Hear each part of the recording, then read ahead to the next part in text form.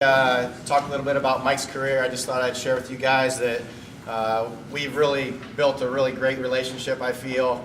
And you may not know this, but in the off season, we put in, just the two of us, a ton of hours together.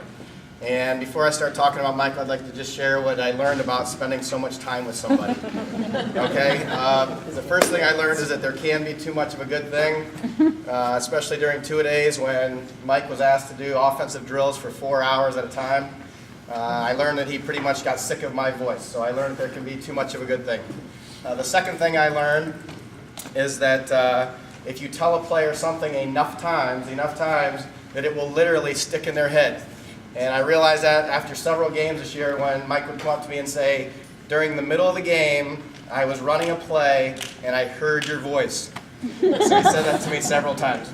Okay? And then one more thing I learned is that you have to be careful as a teacher how much you teach the student, because they will teach you back. And during practice occasionally, I would jump in as a scout team quarterback, and Mike was right there to tell me that I should have looked off the free safety or my mechanics were not right. So that's what I learned about spending that much time with Michael. As Mike came to us way back in his sophomore season, we got him as a coach, and we realized that we had this player who we knew had some talent. As a quarterback, we thought, we knew he was a little bit undersized. He had a little bit of an unusual throwing motion, and we had to wait and see what he was going to be like.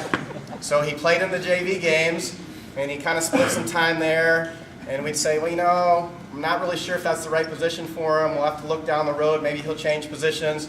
But there was one thing that kept us from making that change, is that we would see him always make a play. And that meant that he somehow found a way to make something good happen in the game. And it might not have always looked right, or maybe his technique wasn't perfect, but he just found a way to make a play. And that's not something that you can coach. That's just something that some kids are able to do better than others. So